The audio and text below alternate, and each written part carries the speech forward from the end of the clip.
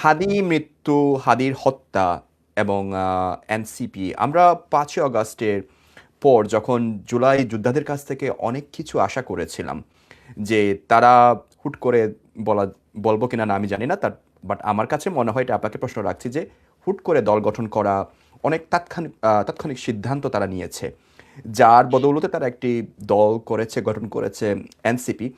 এনসিপির যে আজকের যে আমি বলবো বেহাল দশা, কারণ আজকে দেখা যাচ্ছে যে অনেক মিডিয়ায় খবর প্রকাশ হচ্ছে গত এক সপ্তাহ ধরে, এবং সেই গুঞ্জনই সত্যি হচ্ছে যে জামাতের সাথে যোগদান করছে, জামাতের সাথে তারা এখন জোট বাঁধছে।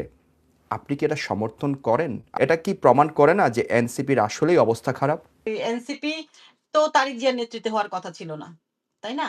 জুলাই যোদ্ধা নাহিদের নেতৃত্বে এনসিপি গঠন করার কথা ছিল, সেটা টুডে টুমরো। ওকে দল গঠন করা ছাড়া কোনো উপায় ছিল না। ওর এর মাঝখানে আর কোনো উপায় ছিল না, আমি যেটুকু বুঝি। তো দল গঠন করেছে। এখন আপনারা বলতেছেন বেহাল অবস্থা। বেহাল অবস্থা বলতে কি বুঝায়? এটা আমি ক্লিয়ার না। প্রায়ই বলে। আপনি শুধু না, সোশ্যাল মিডিয়ায় একটা টপিক আছে যে ওদের কাছ থেকে অনেক কিছু আশা, কি আশা করছিলেন আপনারা? একটা ৫০ বছরের দলের কাছ থেকে কিছু আশা করতে পারেন নাই? ৪০ বছরের যে একেকটা দলের বয়স। এদের কাছ থেকে আপনারা কিছু আশা করতে পারতেছেন না? একটা বাচ্চা ছেলেরা ৯ মাসও হয় নাই এখনো। ৯ মাস হইছে কি? দল গঠন করছে। তো এদের কাছ থেকে আপনারা আকাশ সমান অনেক কিছু আশা করে ফেলেন। কি আশা করেন? এদের না আছে পকেটে টাকা, না আছে পিছনে শক্তি। তাহলে কিভাবে এই দলটা আগাবে? তাই না? এদেরকে তো সময় দিতে হবে। আর আমি মনে করি ওরা এখন পর্যন্ত যতটুকু আছে ওরা একদম কারেক্ট আছে। আর আরেকটা কথা বলছেন, মানে ওরা সঠিক পথে আছে, এটা আমি বলতে চাচ্ছি। ওদের এই ধরনের প্রশ্নগুলো না শুধু আপনি না, প্রায় টক শো গুলাতে আমি দেখি যে আমাদের অন্যান্য সহযোদ্ধারা আছেন, ওনারা ফেস করেন। যে এনসিপির কাছে আমরা অনেক কিছু আশা করছিলাম। তো আপনারা কি আশা করছিলেন? তো এখন যদি আপু আমি ওই জায়গায় একটু এড করি, যেহেতু এই কথাটা বলছেন আপনি, আমি এই কথাটা ধরেই বলি। যেমন আশাগুলো আমি একটু তাসনিম শুনি একটা যারা একটা করে। হুম। তাসনিম যারা পদত্যাগ করলেন গতকালকে, এবং হুম। তিনি সোশ্যাল মিডিয়ায় বলেই দিলেন যে তিনি স্বতন্ত্র থেকে নির্বাচন করবেন। এই তাসনিম যারাকে নিয়েও তো অনেক আশা ছিল। মানুষ এনসিপিকে, জুলাই যোদ্ধাদেরকে ভালোবাসে, পছন্দ করে। এখন যেটা নিয়ে বিতর্ক হচ্ছে যে তাদের যে বেহাল দশাটা, আমি আগেই বলেছি যে আপনি এটাকে কোড করেছেন, আমিও কোড করে বলেছি। সো তারা কি আদৌ এই যে দলটি গঠন করলো, করার পর যে এখন যে ভাঙাচোরা অবস্থা, তাদেরকে তো সমর্থন দেওয়ার আহ, পেছনে অনেক মানুষের যে আশা আকাঙ্ক্ষা ছিল, তারা তো চাঁদাবাজিতে জড়িয়ে পড়লো, তারা তো টেন্ডারবাজিতে জড়িয়ে পড়লো, এরকমও খবর। না, এবং এগুলা জি। হচ্ছে জাস্ট খবর। এগুলা কিন্তু কোনটাই সত্য না। কোনটাই প্রমাণিত না। আর যেইসব এই আর একটা জিনিস কি, একটা দলে সব ধরনের মানুষ থাকে। আমরা যে এখন বিএনপিকে সমানে এই চাঁদাবাজি দেখতেছি, টেন্ডারবাজি দেখতেছি। হেন কোন রিক্শাওয়ালা নাই তাকে যার বক্তব্য শুনলে আপনি পাবেন না। মনে করেন আমরা তো আ অ লিখি, কিন্তু অফলাইনে তো অনেকের সাথে কথা বলি। আমার কাজই হচ্ছে সারাদিন দেশে কথা বলা। বিভিন্ন এলাকায় ভাই ব্রাদার আছে। আমার বাড়ি তো হবিগঞ্জ। হবিগঞ্জের বাইরেও আমি নানান ডিস্ট্রিক্ট এর কথা বলি। প্রত্যেকটা রিক্শাওয়ালা বলে যে, "আপা এই এলাকা পারই হইতে পারি না। এই এই এট লিস্ট ৳৫০ হলেও দিতে হয়।" তারপরে বলে যে, "এই কালভার্টটা পার হইতে পারি না, দিতে হয়।" প্রতিটা জায়গায়, জায়গায় ঠেকান দিয়ে এই বিএনপির লোকজন চাঁদাবাজি করতেছে। কিন্তু বিএনপি কি বলবে তাদেরকে শিখাই দিছে তোমরা চাঁদাবাজি করো? নিশ্চয়ই না। তবে এরকম কিছু মানুষ এনসিপি তেও নিশ্চয়ই আছে। যেগুলাকে অলরেডি এদের বিরুদ্ধে অ্যাকশন নেওয়া হয়েছে এবং বেরও করে দেওয়া হয়েছে। এরপরেও আমি বলব না নাই। একটা দলে সব ধরনের মানুষ থাকে। কিন্তু আমরা সিনিয়র নেতৃত্বে যাদেরকে দেখতেছি আপনারা তাদের সম্পর্কে আমি বিশ্বাস করি কিছু বের করতে পারবেন না। যদি আপনার প্রশ্নে আসি যে আমি আমি আ মানি কিনা, আমি সমর্থন করি কিনা? আমি এক বাক্যে বলব হ্যাঁ, আমি সমর্থন করি।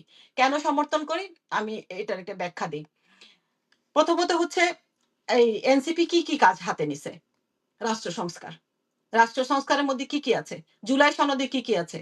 জুলাই সনদকে তারা হ্যাঁ ভোটে পাস করায় আনতে হবে। তাহলে বিএনপি কি করতেছে? না ভোটের ক্যাম্পেইন করতেছে। এবং স্টিল নাও দে আর ক্যাম্পেইং এগেইনস্ট না ভোট। তারপরে আর কারা করতেছে? পালিত। পালিয়ে যাওয়া আওয়ামী লীগ না ভোটের ক্যাম্পেইন করতেছে। তাহলে এখন আমরা হ্যাঁ ভোটটা কিভাবে জিতায় আনবো? আপনি তো জানেন হাসিনা, বেগম জিয়া এবং বেগম জিয়ার বিএনপি এবং হাসিনার আওয়ামী লীগ, এরা সবাই তো এই জামাতের সাথে নির্বাচনী জোট বাঁধে নাই? হ্যাঁ, ক্ষমতায় আসে অবশ্যই নাই? আমি তো সেটা হ্যাঁ, অস্বীকার করছি ক্ষমতায় না। আসছে হ্যাঁ, কিনা? জি। তাহলে নির্বাচনী কৌশল হিসেবে যদি এনসিপি জামাতের সাথে ক্ষমতায় আসে, আমি তো এতে অপরাধ দেখি না। কারণ জামাতের সাথে আপনার জোট বাঁধতে হলে কি লাগে? জোট বাঁধার ক্ষেত্রে যেটা মেইন প্রয়োজন হচ্ছে এনসিপি চাওয়ার সাথে জামাতের চাওয়া মিলতেছে কিনা?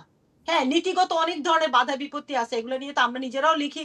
এম আ পাটোয়ারি তো সমানেই বলে যাচ্ছে। সবাই বলে যাচ্ছে যে জামাতের সাথে এই আমাদের অমিল আছে। কিন্তু কথা হইলো যে মেইন বিষয়গুলা শাপলা চত্বরের বিচার কে চায়? বিএনপি চায়? আমরা তো শুনিনি এখন পর্যন্ত।